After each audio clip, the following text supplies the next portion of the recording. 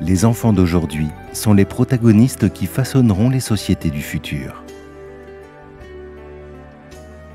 La manière dont nos enfants sont élevés pour devenir des citoyens informés, des décideurs et des leaders dans une société multiculturelle, multiethnique et multilingue et pour répondre aux défis mondiaux, déterminera si notre monde est accueillant, cohésif et progressif ou inhospitalier, divisé et non durable.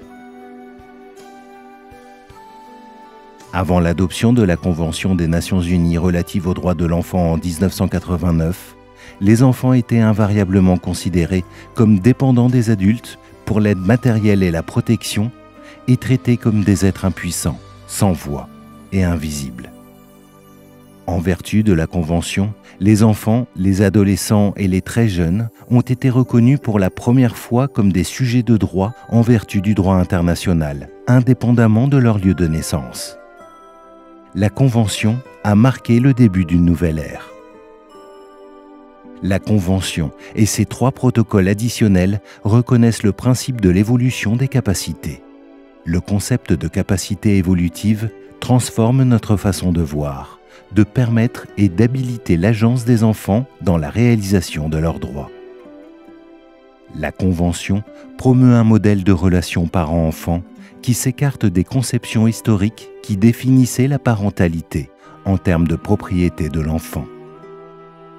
Au lieu de cela, elle introduit un concept de parentalité qui doit être compris comme une forme d'intendance ou de tutelle qui perçoit les enfants non pas comme des objets à contrôler et à soumettre, mais comme des individus ayant des droits et des privilèges, dont la réalisation dépend de l'aide des adultes.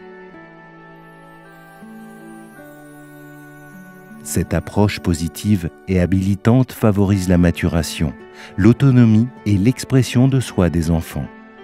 Grâce à ce processus, les enfants acquièrent progressivement des connaissances, des compétences et une compréhension, notamment de leurs droits et de la manière dont ils peuvent contribuer au développement personnel et social. La Convention est l'instrument fondamental qui reconnaît les enfants comme des agents du changement. Aujourd'hui, les enfants, définis comme toute personne âgée de moins de 18 ans, bénéficient d'une reconnaissance institutionnelle. Ils sont reconnus pour leurs nobles efforts visant à faire entendre leur voix pour le bien de l'humanité. La démocratie ne consiste pas seulement à étendre les droits de vote. Il s'agit de permettre aux individus de participer aux décisions qui affectent leur vie. Il s'ensuit que la pratique de la consultation des enfants doit commencer dès le plus jeune âge afin de permettre aux jeunes d'exprimer leurs pensées de manière cohérente dans le processus de prise de décision, d'encourager la force et le courage pour surmonter l'oppression et l'injustice, et de s'attaquer à l'exercice incontrôlé du pouvoir et de la domination sur les autres. C'est en apprenant à poser des questions, à exprimer des points de vue et à les faire prendre au sérieux que les enfants développent leur capacité de dialogue et d'action constructive, et qu'ils acquièrent la conviction d'être des agents du changement.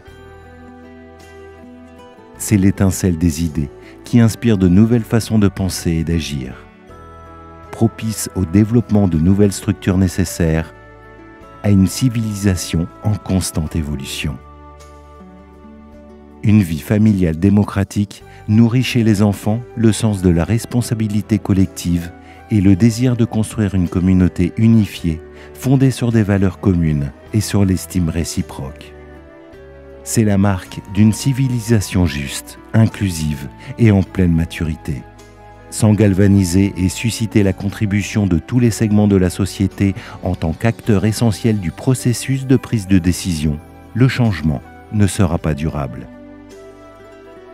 La gouvernance, que ce soit dans le domaine de la famille, au travail ou au sein du gouvernement, est l'acte de distiller les connaissances, l'expertise et les idées cumulées du collectif pour le bien commun.